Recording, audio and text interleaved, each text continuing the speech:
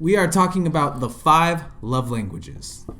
And we're also going to play a game of Would I Rather, and you're going to want to watch it because Jason's going to lose really bad. I'm not going to lose. No, you're going down. I'm not going to You're going down. Let's do this.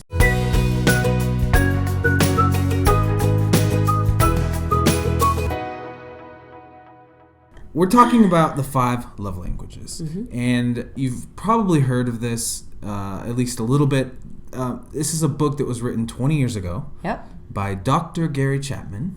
Such a great name. Such a great name. And anyways, he wrote this book 20 years ago.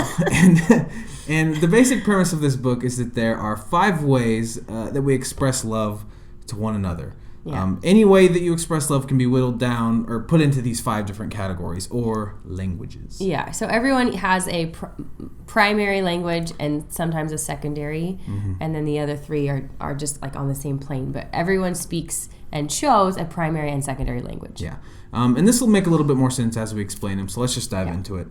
And as we talk about it, try to figure out maybe what you can relate to the most, because that's probably what your love language is. And then I was going to see, like, in your most sexy voice. Oh, okay. You have to introduce these. Okay. So clear your throat a little bit. Here we go. Yeah. Ready? Yep. Words of affirmation. Words of affirmation would be anything you speak or write to somebody, affirming them or encouraging them or telling them that you love them. Yeah. You look nice, or thanks for doing the dishes. Yeah, or, hey, you got a nice face today. Today. Something like that. Yeah. Not tomorrow? No. Just today. You can't speak for tomorrow. Just say, hey, you got a good looking face. Yeah, so that's words. Words of affirmation. Words of affirmation. Yeah, all right. That's Ready for the next one? Ready for the next one? Gifts. So gifts are gifts. I mean, this one's pretty self-explanatory, but the main point with gifts is that it's not, with the love languages, it's not about how much you spend on the gift. It's about the thought. So you know this is your love language if the littlest thoughtful gift means a lot to you. Yeah. It's not about buying a boat or a TV or whatever. It's just about the thought that goes into it. It's the thought, yeah. Yeah. It just shows that you were thinking about the other person. Yep. All right. The third one is acts of service. Acts of service would be like cooking or cleaning or mowing the lawn. Chores. Doing things around the house, your honey-do list. And a lot of times it's just helping something... somebody. Sorry, what was that? Oh, no, I was just saying helping. Yeah. And a lot of times it's just doing something doing something for someone that they might not have time to do. Yeah. So just stepping in and being aware of what's going on and helping out where you can. Absolutely. Like seeing a need that needs to be done and then doing it. Yeah. Acts of service. All right, ready for the next one? Yeah. Number 4 is quality time. That's good. Right? It's just making me laugh. Quality time is your undivided attention. And this is the key, because quality time is not sitting together on the couch watching TV. Yeah. Probably. It's having conversations, hanging out, undivided attention. Yeah. Not looking at your phone. Yeah, listening and looking at them. Listening and engaging and spending time together. And understanding, yeah. And lastly, you ready? This is the best one. Physical touch. That's pretty good. So physical touch is not just doing the dirty. Okay. I'm just saying it's not. Okay, that's fine. It's hugging or holding hands or, like doing this. You mess up my hair. Head massage, playing with your hair. Yeah. Things like that. It doesn't, touching, holding hands. A lot of times it's PDA, not like gross PDA like making out, but just like like holding hands in public or awkward PDA. Arm around the shoulder, stuff like that. So that's physical touch. But why does it even matter? Like, why should we care about this? Yeah. Well, on a most basic level, as human beings, we need to feel loved in order to show love. Right. And the place you're going to see this the most is probably going to be your marriage, if you're married. It's your closest relationship, and it's where you spend the most time with. Yeah, and you need to feel loved by your spouse. It's kind of important. And they've done a lot of studies about marriage, and you can actually go the first 2 years of your marriage, apparently. Yeah, on cloud 9. Just riding on cloud 9. Honeymoon stage. So if you don't figure any of this out in the first 2 years, you can actually get through the first 2 years of your marriage just excited, being in love. Yeah. Just riding the cloud 9. Riding it. Unfortunately, what happens at the 2-year mark is you kind of start going, well, does this person love me? Right. Do I love this person? If you haven't learned how to love them in their own language. Right. If you haven't kind of worked out the love languages and figured out what makes this person feel loved, or how do I feel loved, and have I communicated that to my spouse? Right. And you see this a lot when conflicts come up, right? Right. Because if there's not a foundation of your love tank being filled... That's what Dr. Chapman calls it, is your love tank being filled by your spouse. And if that's not filled, then there's no foundation. And when you get into a fight, then you automatically don't feel loved by them, which means like on top of a fight or a conflict, it's like... You start questioning things. You just don't know what's going on. You don't know what's what if you don't figure this stuff out. So it's important. Beyond that even, you could be trying really hard to show your spouse that you love them. You're just speaking the wrong language. So, for instance, her love language is... acts of service. Acts of service. You should know that. I know. I was clearing my throat for a moment. I hadn't forgotten. Sure. So if I went and bought her a bunch of teddy bears and balloons and Yeah. chocolates and stuff, and I'm saying, man, I'm doing such a great job, I'm showing her that I love her, I don't really care about gifts. she would not care at all. No. Because that's not her love language. So even though my intentions might be good, because it's not her language, it's like I'm speaking German and she's speaking English, and there's just lost in translation. Right? Yeah. So then basically what you have to do is with the love languages is I would have to learn German and you would have to learn English in order for us to communicate. Yeah. So he would have to learn how to do acts of service for me, and I would have to learn his love language. And so what that looks like in your marriage is going to be different than what that looks like in our marriage. So an interesting fact is Dr. Chapman says that usually this other spouse or the two spouses' primary love languages are not the same. Yeah, which is super interesting. Yeah. It's very rare for someone to marry someone that has the same love language. Which I find that hard to believe. Like, I would really love to meet somebody who married... Well, he's Dr. Chapman. I know, but I have such a hard time believing that. So that's if you are married to somebody who has the same primary love language...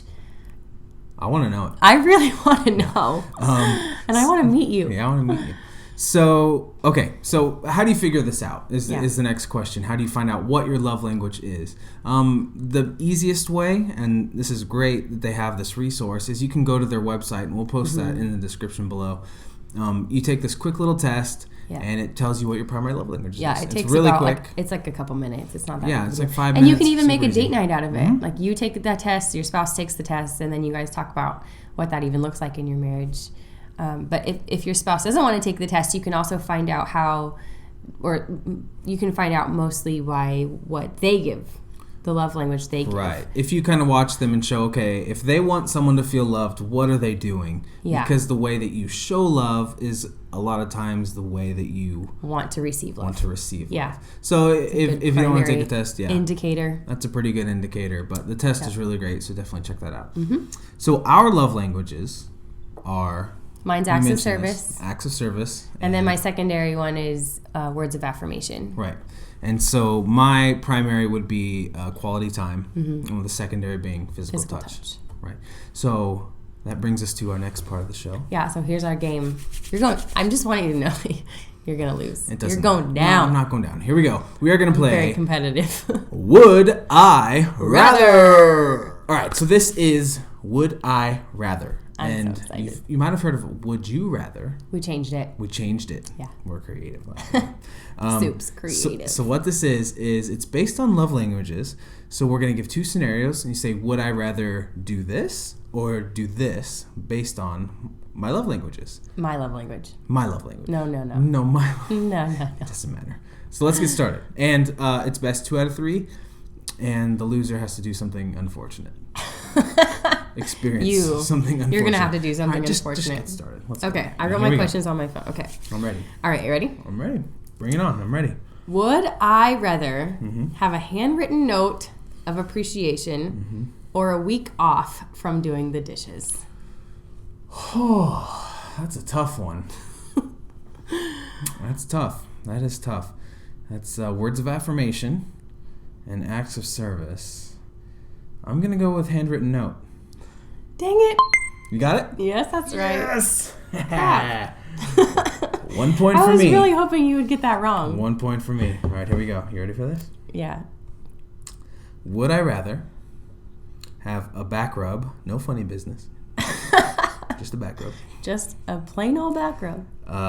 Or go to Target with you without the children. Oh, go to Target without the kids. Hands down. Gone it. See, but this is all right. I thought I had you on that. 1-1. 1-1. All right. Come on. Give me the next one. Let's keep going. We got this. Would I rather you cook me breakfast, specifically omelet? Okay. All right. Thank you for with our chicken's eggs. Yeah. I know. Or let me sleep in every day for a week. What? It's the second one. Let you sleep in every day. No. What? You would rather me cook you breakfast? I would rather have an omelet. Than sleep in? Yeah, because you have to work at 8. That's not even sleeping. Oh, my goodness. That was a tricky one. That was tricky. A tricky one. All right. No points there. So I have 1 and you have 1. Tied up 1-1. All right, here we go. You're going down. Yeah, I have to get your next one right or I'm out. Yeah. All right, here's the next one. Would I rather do the deed... Do the dirty. Day, every day. Every day? But stay home all weekend. Or... You gotta hear the second part for doing sense. Wait, what? Or, just hold on, just listen. Okay. Or go to a nice hotel, but no funny business happens. So, do the deed every day, but not go anywhere. Okay. For a week? I'm so confused. Every day. You're confused too. You're confused by your own understand what I wrote. Oh my gosh. Okay. So basically, it's this. Do the deed every day. Yeah. But not go anywhere. Okay, so stay home. Stay home. Yes. Or go somewhere for a weekend. Right. But no funny business. Does that make sense? Yeah. Okay, you would rather go somewhere for the weekend. Yeah, dang it. Things I know you too much. Whatever. All right, do your last one. Now it's 2-1. So I have 2. Yeah, you have 2. You guys, I have to get this one to stay in it. Okay. Would I rather have you pick up your clothes, which he leaves on the floor every day? Okay, just keep going. Off the floor forever. For the rest of our lives. Forever. That is intense. Or have an entire day of you just doing my to-do list. Like to get stuff done. So pick up your clothes forever or one day to get stuff done. Pick up your clothes forever. You are lying. No, that is not true. You would rather me one day versus me pick up your... You just want me to do your to-do list? Yeah. You just lost. Yeah, I did just lose. Oh man, I'm so... I think that there's some shenanigans going on. Nope. We're going to check the tape. No, you're just mad you lost. All right, get it over with. An entire day to do whatever, to get stuff done. You would trade one day for a lifetime of me picking up my clothes. Yes. You know why? It's because I heard somebody tell me one time that when the clothes are on the floor, that means your husband's dead. And I felt so bad after that. I know. It's terrible. Your husband's dead? I know. So morbid. But you're not dead. You're still here. No. But I lost. But that is the craziest. So here's... Oh, let me get it. That was the craziest reason, though. So, all right, here we go. Here's my punishment. In the face. Right. Do you want to take your glasses on? Or, you going to leave them on, or do you want to take them off? I'll take them off. Oh, man. You guys, this is my first time ever pieing somebody in the face. All right, just get it over with. Oh, are you ready? Go. Okay, 1, 2, 3. Oh, my gosh. There you go. Thank you for that. can't believe I lost. Oh, honey, come here. You know what? Thanks for watching. Subscribe, comment. Tell us what your love languages are. We want to know what they are. And if you have the same as your spouse, I would really love to hear about that. But email us, contact. I can't even. Just to say. Thanks for watching. Thanks for watching, you guys. Thanks for listening. Good night.